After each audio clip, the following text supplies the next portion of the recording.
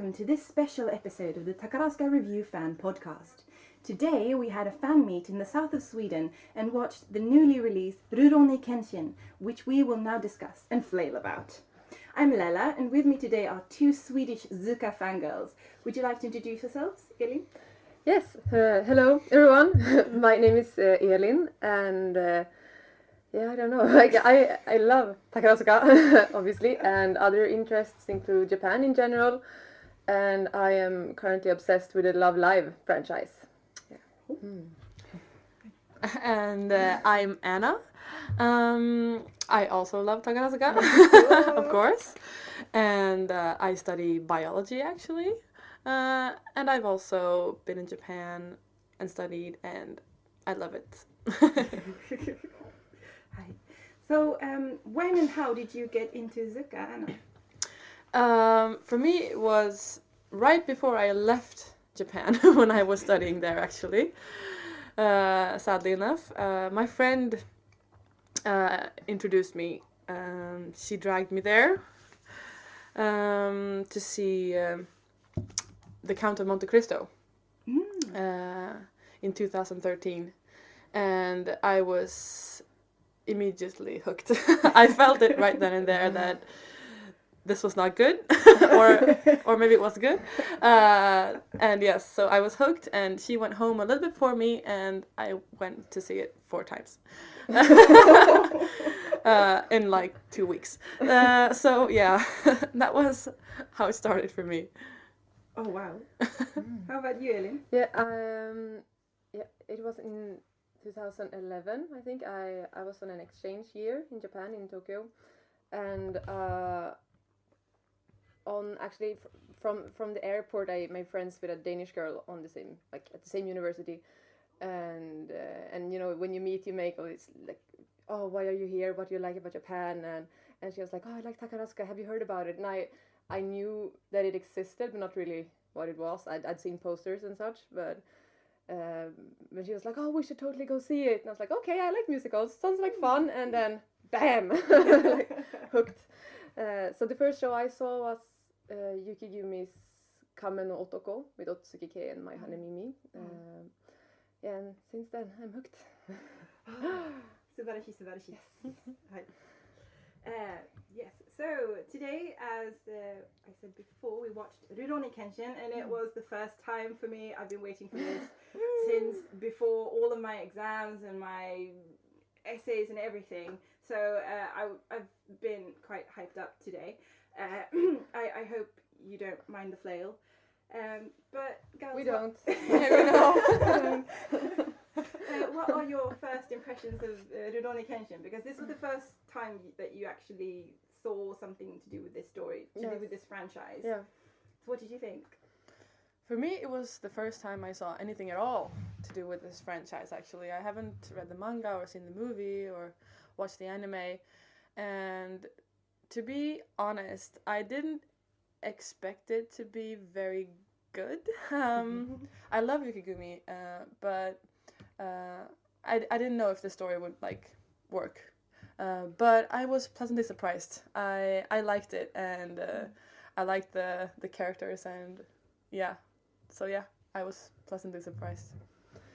Yeah, I guess I was as well. It's like I liked it. It was a nice show and everything, but yeah, it was good. I wasn't like blown away by how great it was, fortunately, but it was funny and nice, and I also like the characters. Yeah. You know, I don't know how well they compare to the original manga or anime, but Well, it was nice. Yeah, I've seen I think I've seen a quarter of the anime, and I've seen all of the movies, but I haven't read the manga. But from what I can tell, the characters are very well represented in this show, and the fact that they managed to capture them so well, like the way they look, the way they sound, the way they speak, the way they walk, like everything is just spot on, and it captures the humor of the anime as well as the fabulousness of Zuka, and also the way they fight as well is very accurate with canon. Even though there is you know, a limit to how special effecty you can be when you have a live show that's on a scene. I think they managed to capture that really well. And compared to the movies, when the battle between Kenshin and Sanada, I think, with the big, the big spear type thing that's not actually a spear. I can't remember what it's called. It has a special name. I think it begins with a Z.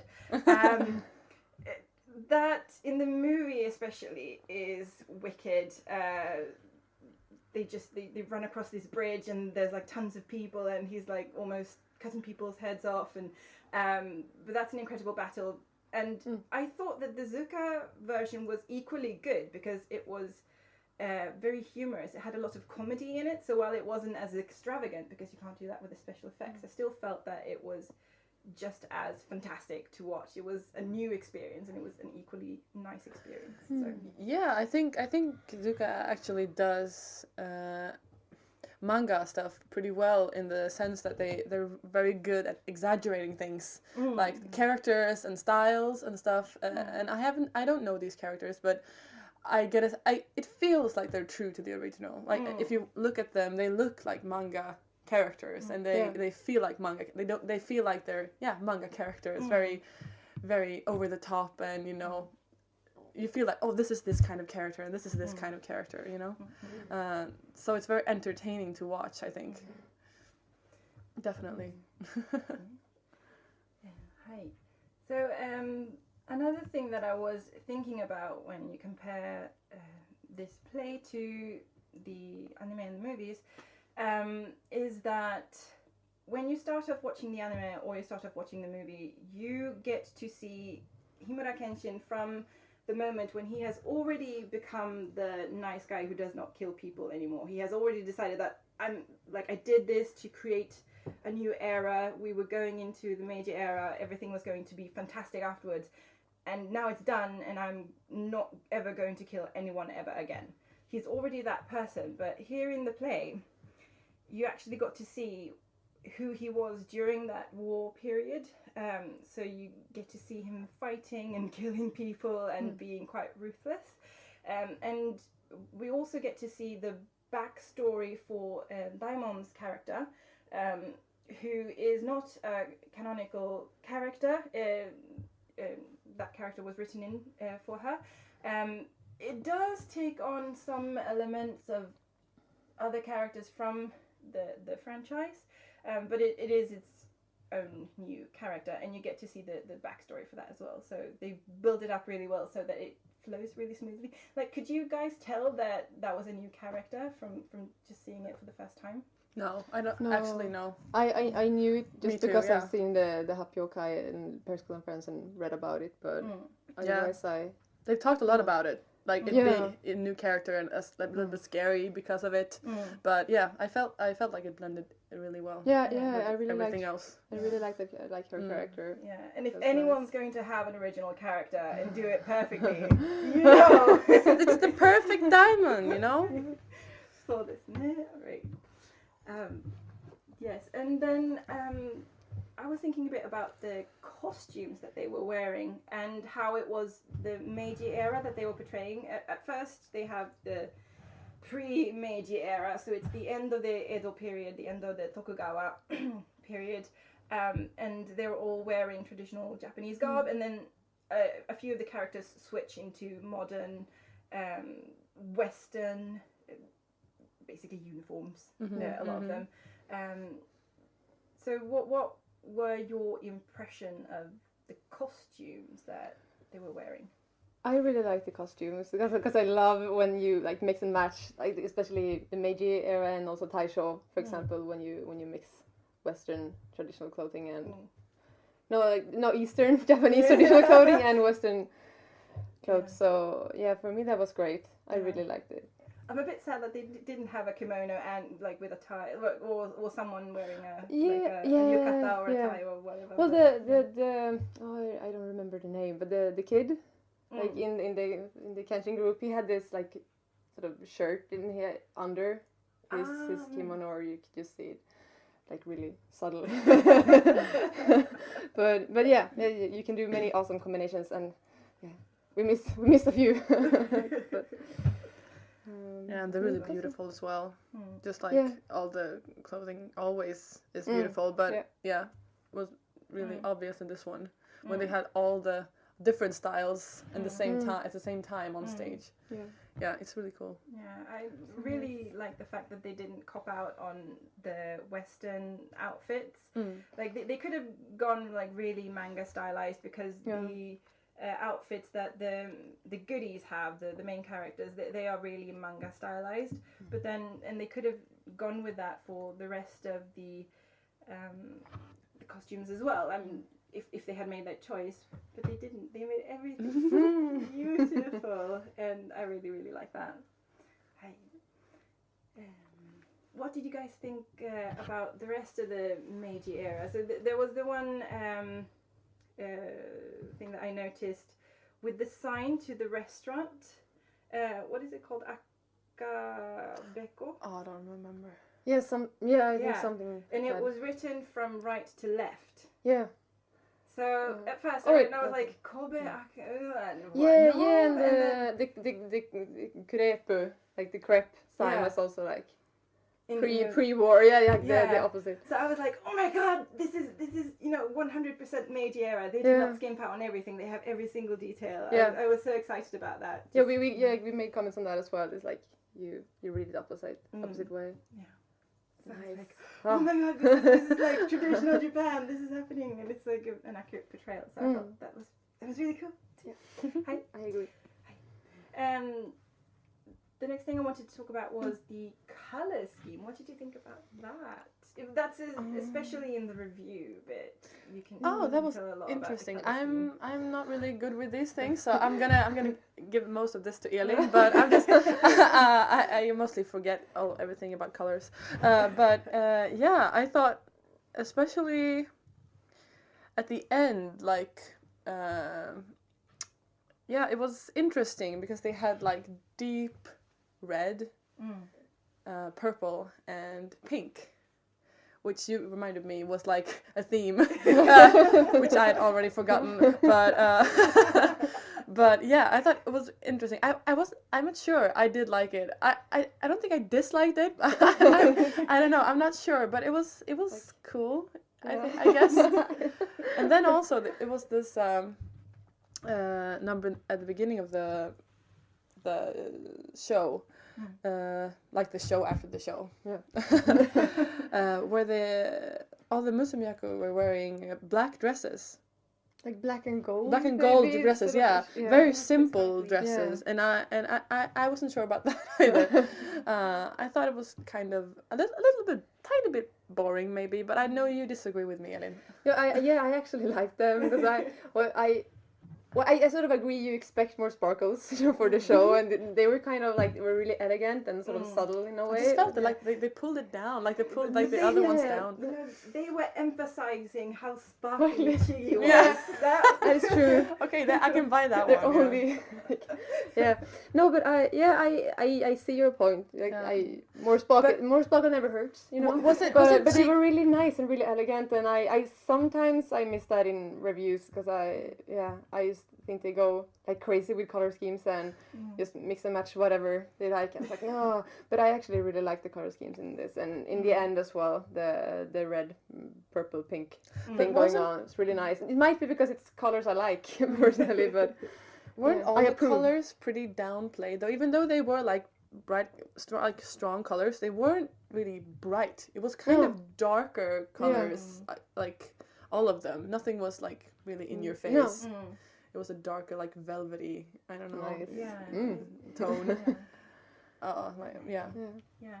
And Kenshin also had that because there was the Kenshin that was Chigi and fantabulous, and then there was another Kenshin that was fabulous.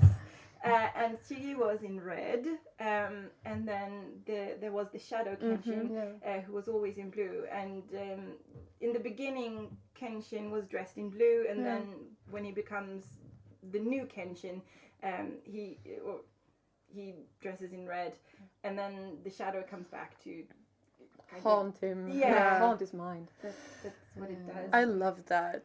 That was really good. And I love the thing about the colors because the blue one melted with like they put on blue lighting, I think, so it melted with the background, so it really looked like a shadow when he was on stage. Yeah. So it was, I thought that was really cool. Subarashi. Yeah. That's fantastic. Okay. And then I wanted to talk a bit about Daimon as well. I want to talk about a lot of things today, apparently. But, don't we all? So, but Anna don't Daimon, mind. Yeah, No, Anna doesn't mind. Anna don't mind. Okay, so Daimon is Anna's area of specialty, I believe. So what was your opinion on the performance? I'm not biased at all.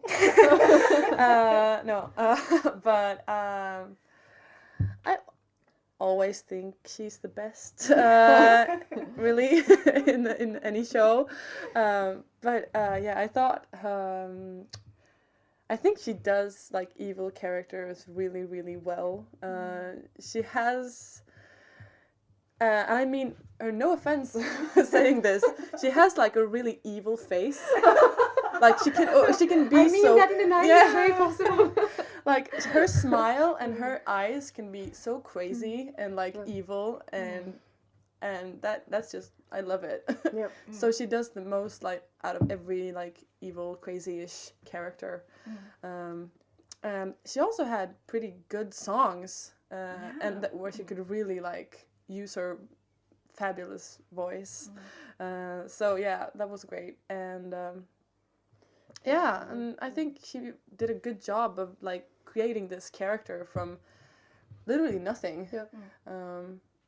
I've heard lots of like interviews before this, and she seemed really nervous about having to like create this character and make people like it, because fans of the manga and original works are often very harsh on like changes and stuff, but I think she did really well, and it blended really well, and she was just great. What did you think? I agree with everything, and I also would like to like point out her laughter, like you laugh crazy. How did I forget that one? It's so good. It's like because a lot of times it gets very exaggerated, like sort of, but she. And it's sort of like that, but she does it really well. I think it doesn't bother me the way it does with some like her other people. The laugh there at the end was like on point. Yes. But one of my favorite Daimon moments in this show actually was when she's standing on the staircase and people, I can't remember exactly if they're smoking opium or what's going on there. I think so. She's having a good time. But she's talking to like one of her henchmen, and then she's like pointing at people and she's like genuinely laughing. And I'm like, that is glorious. That is, like, I loved her face when she was sitting on the couch when Chigi was singing, and like it almost looked like, oh no, there she goes singing again. No, but she was like, she had this really like annoyed face, and it was like, oh my god, and I love that face. Her like, it's a bit like, I think it's an evil face, a little bit evil face. I love that. So. Oh god, and I really loved her outfit as well. Yes. Oh my god, I was thinking about that. Like they have to like sew those outfits like on her, like because it fits her like so well, and it looks so good. Kenshin, I'm just saying. Densetsu. Yeah, Densetsu no Kenshin. It's my new favorite word. She is really B.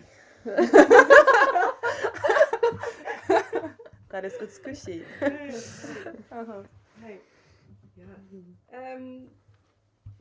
So the next thing as well on my list here is the kiss that Miyu. Oh yes. No, we all noticed. No, in the show, in the duet dance, there's a kiss, and it sort of starts out with Shigi taking the lead, I think, but then Miyu takes over and actually kisses Shigi, right? Which is not Miyu super takes common, command and I kisses was Shigi. surprised by that because that was in character. I was surprised. Oh. Ah, okay, So that that's makes sense. to do with their characters, because she's Yeah, Kaoru that makes Dono, sense. She's Yeah. she's Yeah. very kind of like, what are you doing? And then like, but actually, I wanted that. So like, yeah. Yeah, that makes sense because. But I liked it. I'm looking forward to watching an interview where the interviewers troll her and ask her to like tell them how it was or something, like practicing it, rehearsing it or she'd be something. so embarrassed, wouldn't she? I know, yeah. Oh, All that she give me you. so great. Oh. So that was interesting. Yeah. By the way, there is no actual kiss in the story. Spoiler alert. Yeah.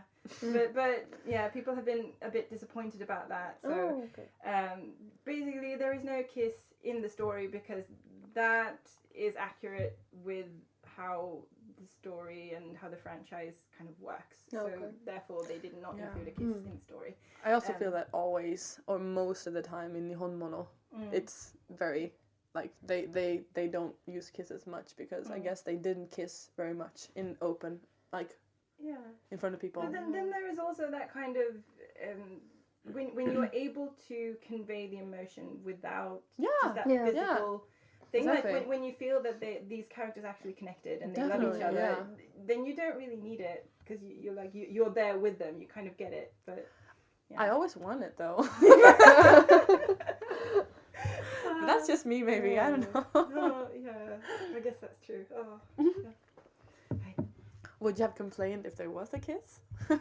No. No, I guess not. I'm a Kenshin Kaoru fan, so I really like them as a couple. They're a good pairing. So I'm kind of hoping for a sequel where they are married and have like a little tiny kid that runs around with a sword and just Well, I didn't get like in the end. I assume they sort of ended up together. Like, but I didn't get the feeling that this is super romantic and we're gonna live life together from now on. Like it was like pretty platonic. I think so. Yeah. Sort of like they realized, we like each other. Yeah. And and showtime. So like okay, let's bring out the sparkles. Yeah, yes, it's true. Yeah, I I guess nice.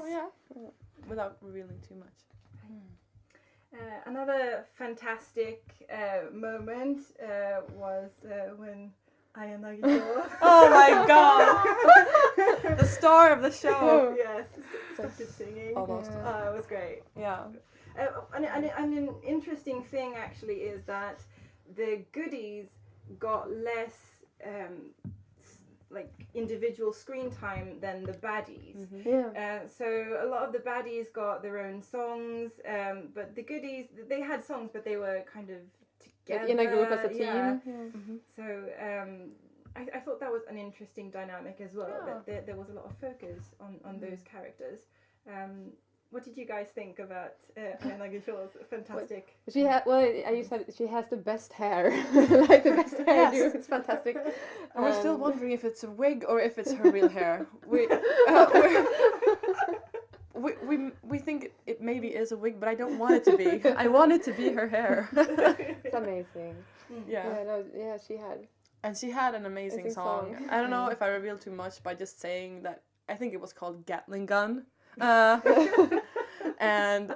I don't know, that just says it all, I think. Just imagine her with her hair on a staircase with a Gatling gun.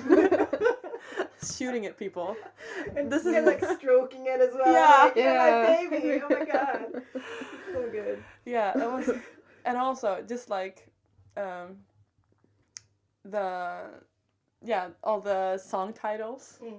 Yeah, they made a lot of songs about funny things. Or like not funny, but the gun song. It might be like the show with the best song titles ever. We have I think we have 3 or 4. 3? Yeah, the gun and then the Gatling gun. Gyunabe. And opium. Yeah, so Ahen. Ahen. I don't know which one. They sang both opium and Ahen. I don't know if it. So but it was a bit like Diamond first sang opium and then she was like and then it was Ahen. Yeah. So that was certainly entertaining. I Yes. feel like a TCA skit is coming up about this, so just watch out for that. Get. Oh yeah, they've made that gun now. They need to use Yes. it. Yeah. That's like Yes, it will be used. Believe Yeah. me, I'm calling this now.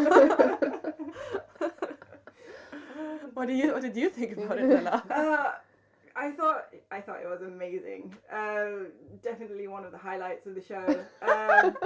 It's like because I'm not really that keen on that character, you know, in the canon kind of original verse, but here it was just amazing. Just Ayanagi Shou, Yeah. fantastic. I cannot express I even how how amazing that was. More thing about her, it was her laugh. She had an amazing baddie laugh in this Yeah. one. It was just like so nasty. Like I think it was like in the first scene she was in, she like laughed like that, and it was like really nasty. I don't know. Yeah, I love her laugh. And then she got pulled off stage at one point. And it was Yeah. great. Yeah. It was fantastic. Yes. Another thing that I was thinking about while we were watching the show was also how they show a lot of Western things, and it's new to them, and it's entertaining, and they think it's exclusive, and like, oh my god, look at this amazing thing that's from abroad, and just like come and look at it. And Crepes. yeah. Omelettes. Yeah, this is the amazing thing. This is not a breakfast food, but it's kind of just them going like, look how civilized I am. All of Yes. the things that I have brought from abroad. Yeah. Look at me being all fashionable and Yes. fancy and civilized. I think at one point Diamond said that she wanted to show like the Europeans that the Japanese people weren't like barbarians, that they were civilized people. Yeah. And it's like, oh my god, that's interesting. Yeah. Yeah.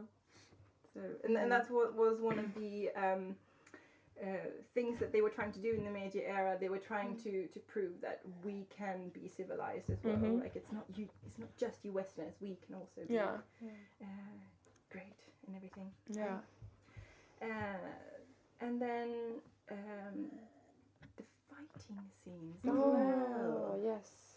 Yeah, I think we really have great. Yeah, really well choreographed. Yes. I think it was really great, and it was never boring. Sometimes I think fighting for a long time is like it gets boring, but I think it was really great. Entertaining. And I think we have to talk about the Shadow Kenshin here too. Oh, if we talk yeah. about the fighting, Yeah. because the last scene involves both Kenshin, like the real Kenshin, and the Shadow Kenshin, like the person he was before, fighting against each other and together at the same time, and it was really awesome. Yeah. What do you guys think? I'm No, just talking. I'm just babbling. No, yeah, I also like that, and but my favorite part was probably when they had this big fighting scene, like basically it involves everyone, and they were running out through, like we're running out in the audience, Yeah! fighting, and Oh they're my like God. and that was great, like a lot of fighting just in front of Yes! the Seki, and They really got their people running money's out. worth. Yes, that was pretty fun. I think. Yeah, it was. I like forgot that. about that already. Yeah.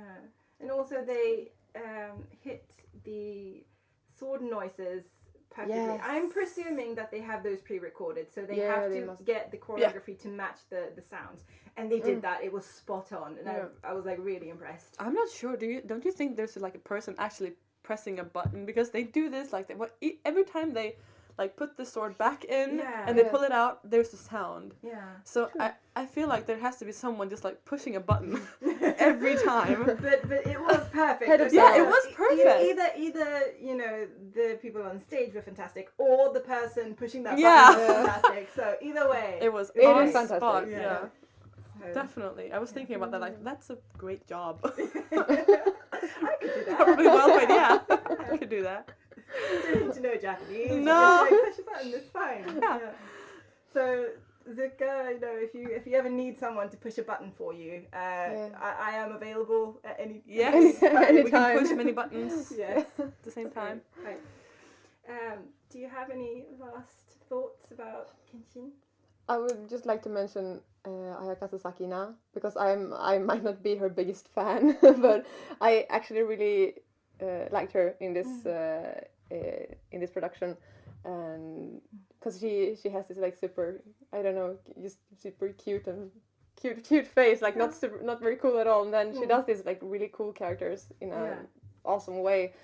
Yeah, I'm very, very impressed. Yes, and her outfit as well was really well made, and the belt is like really low on her hips, so she just looks really manly and sturdy and.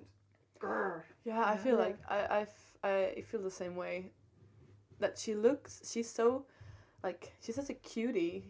She's not really cool. Like, her image isn't a cool one, but she does these cool roles, as in Lupin. Yeah. She also, Lupin the Third, she also did the similar character, and also she looked great, and she was really good, and she was smoking all the time in that one too. So I'm thinking maybe it's the same character. I'm not sure. Is it like an electric cigarette that just because it does glow. I don't to be right. Do you think it's an electric one? I think it's a fake one. It's like there has to be some kind of stage cigarette. Yeah. I think. But since it glows, it's got. If anyone knows, please contact us. But one of the cigars, it looked as though there was a bit of smoke next to it. Yeah. And I was like, but I think that's like you can get those too, like actually with smoke. Okay. So it looks real. Because I was like super impressed. I was like, what's going on here? Someone took up smoking for this. No, I have one thing. We haven't talked about Miyu. Anything? We did talk a little bit about the but like in general, because I love her. Yeah. I think she's great. I think she's such a talented actress, and I love her voice, and she's just cute as a button. I agree. Especially the voice. I love her singing. Yeah. Me too. And, just how it sounds natural and effortless, and not very.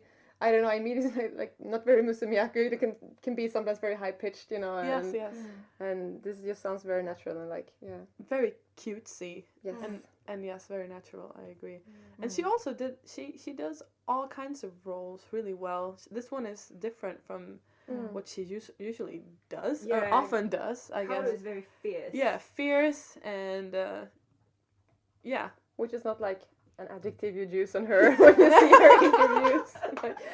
So true. That's a testimony to her talent. Exactly. I guess. Yeah. I feel like it's almost like when I saw when I'd seen Hana Samari. I don't know if any of you know who she is, but she was like the Musumiyaku for the longest time ever. Yeah, she's the queen. Yeah, she's the queen.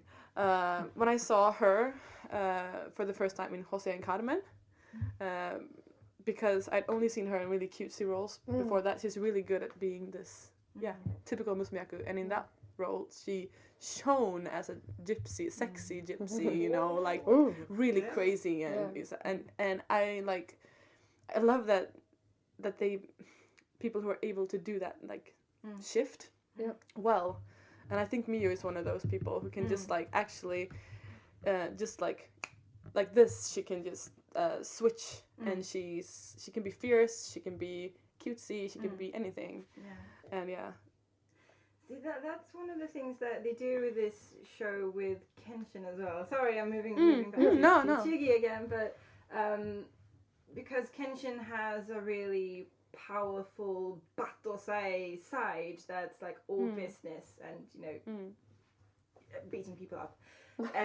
Not killing them though, not killing them anymore. And then there is this kind of flaily running around on stage going kind of side as well. So they do have those switches, and I think they managed to show that really well. And for Miyu as well, Kaoru is she's very girlish, like she has a very girly heart because she fancies Kenshin like mad, and she's like, oh my god, I'm so in love with him, but then she's like, but then she becomes really annoyed, and then she acts out, and she can be quite violent. So talking about that, I was thinking about, she had this song when she was like singing about how she's always acting so tough, and when she's actually just wants to say she likes him. And I'm not sure about showing Chigi's face in the background on that one. I thought that was pretty cheesy. Having Kenshin on like It was really obvious. yeah, it was really like, yeah, we get it. She's singing about the Kenshin. Yeah. It looks a bit like a concert at that point. Yeah. It's like, do you get it? Yeah. Yeah. And also about the Kenshin thing. I have like I said before, I haven't read the manga or seen the anime or anything. So I don't know. I yeah, I'm not crazy about when they have Chigi doing all these funny things. I don't know, because I just think she's such a good dramatic actress that I want her to be used more for that as well. It was pretty similar to Lupin the Third. I think they're both pretty true to the source material, but I don't since I don't know it, I don't know. I just find it a little bit annoying. A fan request, more drama for Chigi. Yeah, more drama for Chigi. Because she's awesome. And Miu too, I think. Yeah. Oh, they're so cute together. I know. Don't forget Diamond.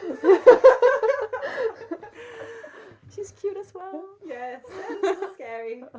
Yes. Cute and scary. Cute and scary. Yeah, it's just everything. That's the best description, I think. Yes. So I actually wanted to ask you to what Zuka-related things are you looking forward to this summer? Well, we are actually going to Japan in July, and we're watching a couple of shows. Yes. So we're watching Yukigumi, Roman Holiday, and Don Juan. Yes. Yes. Looking forward to To it that. like crazy. And we're watching Nobunaga with Tsukigumi. yeah, And me and me and my girl. Yeah, And I'm also watching Elizabeth yeah. with Soragumi. Yes, and I'm not. I have to go back to work. Yes. I think it speaks like for Elin's personality that she bought tickets for like 40,000 yen before she knew she got the time off from work. Thank you, work. I love you right now. I bought the plane tickets yesterday or today actually. Oh, yes. So everything's fixed now. Yeah, and yeah. So well, I'm obviously looking forward to Yukigumi. Yay! Yes. Favorite troop, and also Me My Girl. and yes. we're also watching Chicago.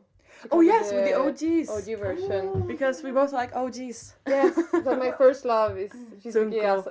Shizuki Asato. So we're watching her, and then there's Kosuke Wataru. yeah, and Asami Hikaru as well. Yes. And also Morikeki, I think. Yeah, I think. So looking forward to that. Yes. Yeah, where is that? Because I know that they will be in New York. Yeah, some which is really days. cool. But when are they? We're watching where? it in Yokohama. It's actually the one right before they go to New York. Yeah. Oh, okay. So it's A couple of days in the we're beginning watching- of on the 12th, I think, yeah, we're watching 12th it. of July. And I think they're in New York by the 20th or something like that. And then after that there's a Tokyo run and an Osaka run. I think so, Maybe, I yeah. don't know which order. Yes. But yeah, Yes. very very excited. Yes. Yeah, And I'm we jealous about that because I love Chicago. It's an amazing show. And like when I saw Chicago, I thought it would be amazing if Zuka did this. And then I heard that Zuka hadn't done it and that they probably never would. But Oh. now OGs are doing it. But it's not going to get recorded, is it? I don't know. They did it One before, could like hope, two yeah. 2 years ago. Yeah, 2014.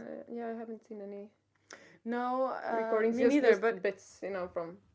I guess press if it gets conferences. big, like since they're doing it again now, maybe like they Yeah. possibly maybe. Well, it's always harder, I guess, with yes. like I'm saying like actual musicals, but like Western musicals that Need not copyright. Takarazuka written Yeah. musicals. Yeah, I guess. Yes, because they need copyright and stuff. Yeah. Talking about copyright, so glad they released Guys and Dolls.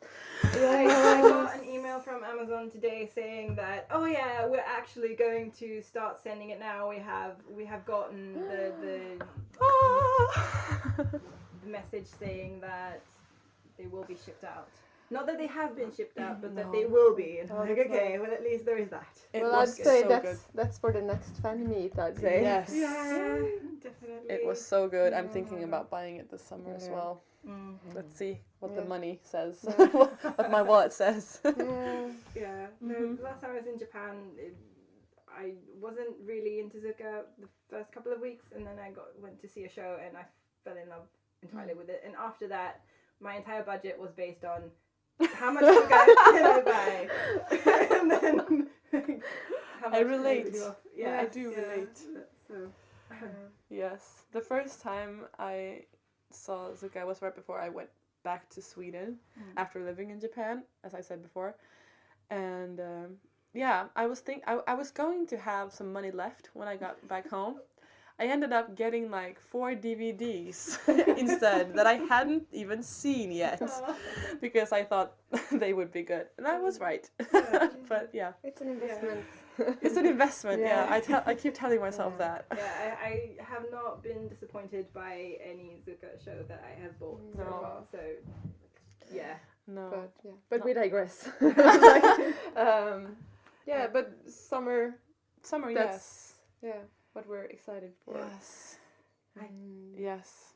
I'm also waiting for the announcement that Benny will become top star. Yes. Which I'm just assuming will happen.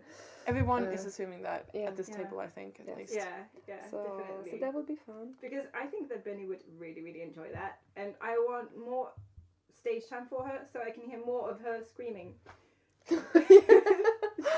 It's my favourite thing about Benny, it's her scream. I am extremely, curious to see what they will do with her. Yeah. Because I feel maybe after Masaki retires, she will be like the new Masaki, in the funny department. She will be funny and quirky and do funny stuff, like Masaki did now.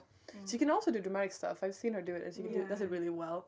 But I guess her forte is being funny. And I'm also very excited about who they'll choose for top Musumiyaku. I have my hopes for Kisaki Aire, but I ship her with Yurika, so We'll see what happens. Yeah, we'll see if that happens. All those ships. Do you guys have any final comments for today? Just thank you for having us. Yes, this has been very fun. Thank you so much for doing this great. with me. I just wanted to say also that this is our first podcast, so if we've been chatty Please don't judge us too hard. if we've been chatty or talking into each other's mouths, I don't know, then forgive us. Sumanyai. Yes. Yeah. So thank you very much to our listeners for joining our flailing session today. Thank you. And thank you to the other members of the podcast group for humouring me when I approached them with this podcast idea. Thank you also to Elin and Anna for this evening. And thank you to all the people who joined us to watch Kenshin. It was a great night. Thank you. If you, the listeners, have any questions or comments about today's podcast, feel free to visit us on kathian.net/Takarazuka podcast or message Lella on Tumblr. And that's it for today. I hope that you enjoyed listening. Hey do! Hey do! Hey everyone, this is Carly, and I have 2 quick announcements to add on to this episode. Firstly, thanks to a request from listener Becca, we now have a Twitter account. So if Twitter is your preferred social media outlet, be sure to follow us at Zuka Podcast for new episode notifications. Secondly, for those of you who are coming to New York City this summer to see Chicago, I've organized a brunch party on Sunday morning before the last show. Please, please come. It will be a great opportunity to meet a lot of other fans and celebrate this extremely rare gift we've been given. You can read more info and buy a ticket at bit.ly/OG Chicago Party. All one word, all lowercase. And please share and invite as many friends as you want. That's all for now. We do listen to your requests and comments, so if there's anything you'd like us to cover or improve, please let us know on the blog. Many thanks to Michael B. and the Arcanum String Quartet for their wonderful arrangement of Sumire no Hana Sakugoro. And thank you, listeners, for enjoying our podcast.